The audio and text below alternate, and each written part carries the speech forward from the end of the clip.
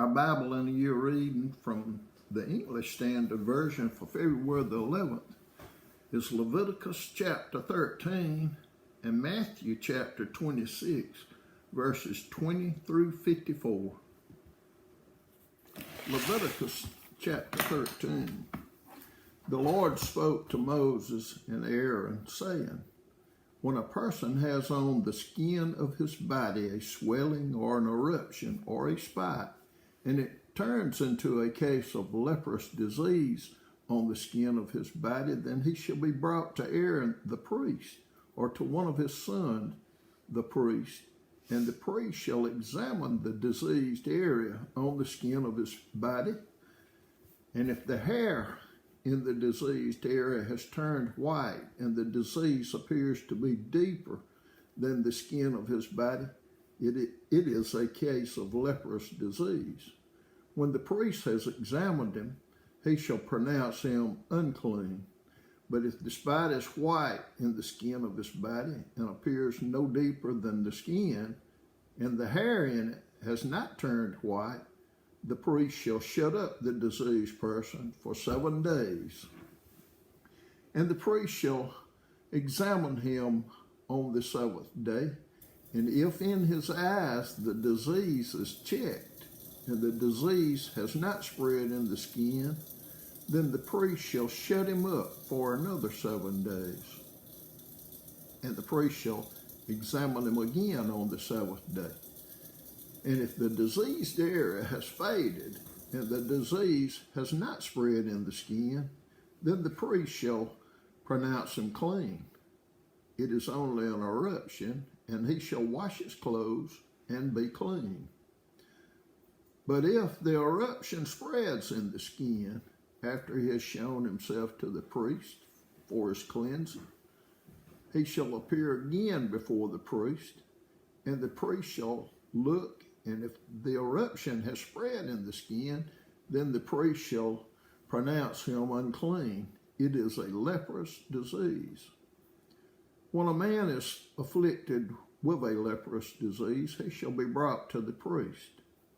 And the priest shall look, and if there is a white swelling in the skin that has turned the hair white, and there is raw flesh in the swelling, it is a chronic leprous disease in the skin of his body, and the priest shall pronounce him unclean. He shall not shut him up, for he is unclean. And if the leprous disease breaks out in the skin, so that the leprous disease covers all the skin of the diseased person from head to foot, so far as the priest can see, then the priest shall look, and if the leprous disease has covered all his body, he shall pronounce him clean of the disease. It has all turned white, and he is clean. But when raw flesh appears on him, he shall be unclean. And the priest shall examine the raw flesh and pronounce him unclean. Raw flesh is unclean, for it is a leprous disease. But if the raw flesh recovers and turns white again, then he shall come to the priest, and the priest shall examine it, and if the disease has turned white, then the priest shall pronounce the diseased person clean. He is clean. If there is in the skin of one's body a boil and it heals, and in the place of the boil there comes a white swelling or a reddish white spot, then it shall be shown to the priest. And the priest shall look, and if it appears deeper than the skin, and its hair has turned white, then the priest shall pronounce him unclean. It is a case of leprous disease that has broken out in the boil. But if the priest examines it, and there is no white hair in it, and it is not deeper than the skin, but has faded, then the priest shall shut him up 7 days. And if it spreads in the skin, then the priest shall pronounce him unclean. It is a disease. But if the spot remains in one place and does not spread, it is the scar of the boil, and the priest shall pronounce him clean.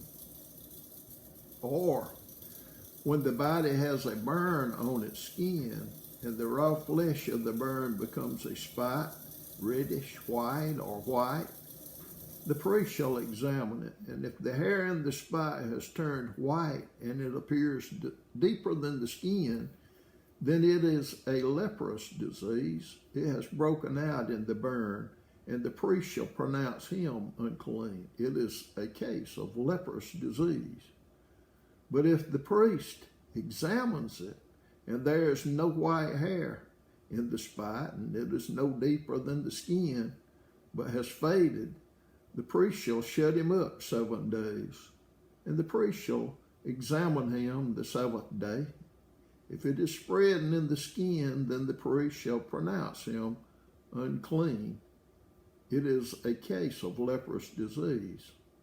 But if the spot remains in one place and does not spread in the skin, but has faded, it is a swelling from the burn, and the priest shall pronounce him clean, for it is the scar of the burn.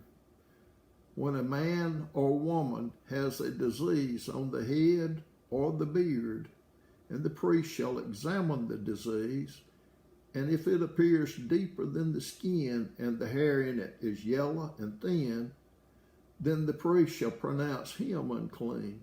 It is an itch, a leprous disease of the head or the beard. And if the priest examines the itching disease, and it appears no deeper than the skin, and there is no black hair in it, then the priest shall shut up the person with the itching disease for 7 days. And on the 7th day, the priest shall examine the disease. If the itch has not spread, and there is in it no yellow hair, and the itch appears to be no deeper than the skin, then he shall shave himself, but the itch he shall not shave, and the priest shall shut up the person with the itching disease for another 7 days. And on the 7th day, the priest shall examine the itch, and if the itch has not spread in the skin, and it appears to be no deeper than the skin, then the priest shall pronounce him clean, and he shall wash his clothes and be clean. But if the itch spreads in the skin after his cleansing, then the priest shall examine him, and if the itch has spread in the skin, the priest need not seek for the yellow hair. He is unclean. But if in his eyes the itch is unchanged and black hair has grown in it, the itch is healed and he is clean, and the priest shall pronounce him clean. When a man or a woman has spots on the skin of the body, white spots, the priest shall look, and if the spots on the skin of the body are of a dull white, it is leukoderma that has broken out in the skin. He is clean. If a man's hair falls out from his head, he is bald. He is clean. And if a man's hair falls out from his forehead, he has baldness of the forehead. He is clean. But if there is on the bald head or the bald forehead a reddish white diseased area, it is a leprous disease breaking out on his bald head or his bald forehead. Then the priest shall examine him, and if the disease swelling is reddish white on his bald head or on his bald forehead, like the appearance of leprous disease in the skin of the body, he is a leprous man. He is unclean. The priest must pronounce him unclean. His disease is on his head. The leprous person who has the disease shall wear torn clothes, and let the hair of his head hang loose, and he shall cover his upper lip and cry out, unclean, unclean. He shall remain unclean as long as he has the disease. He is unclean. He shall live alone. His dwelling shall be outside the camp. when there is a case of leprous disease in a garment, whether a woolen or a linen garment, in warp or woof of linen or wool, or in a skin, or in anything made of skin, if the disease is greenish or reddish in the garment, or in the skin, or in the warp, or the woof, or in any article made of skin, it is a case of leprous disease, and it shall be shown to the priest. And the priest shall examine the disease and shut up that which has the disease for 7 days. Then he shall examine the disease on the 7th day. If the disease has spread in the garment, or in the warp, or the woof, or in the skin, whatever be the use of the skin, the disease is a persistent leprous disease. It is unclean, and he shall burn the garment, or the warp, or the woof, the wool, or the linen, or any article made of skin that is diseased, for it is a persistent leprous disease. It shall be burned in the fire. And if the priest examines, and if the disease has not spread in the garment, in the warp, or the woof, or in any article made of skin, then the priest shall command that they wash the thing in which is the disease, and he shall shut it up for another 7 days. And the priest shall examine the diseased thing after it has been washed, and if the appearance of the diseased area has not changed, though the disease has not spread, it is unclean. You shall burn it in the fire, whether the right is on the back or on the front. But if the priest examines, and if the diseased area has faded after it has been washed, he shall tear it out of the garment, or the skin, or the warp, or the woof. Then if it appears again in the garment, in the warp, or the woof, or in any article made of skin, it is spread. You shall burn with fire whatever has the disease. But the garment, or the warp, or the woof, or any article made of skin from which the disease departs when you have washed it, shall then be washed a second time and be clean. This is the law for a case of leprous disease in a garment of wool or linen, either in the warp of the woof or in any article made of skin, to determine whether it is clean or unclean. Matthew 26, verses 20 through 54. When it was evening, he reclined at table with the 12, and as they were eating, he said, "Truly I say to you, one of you will betray me."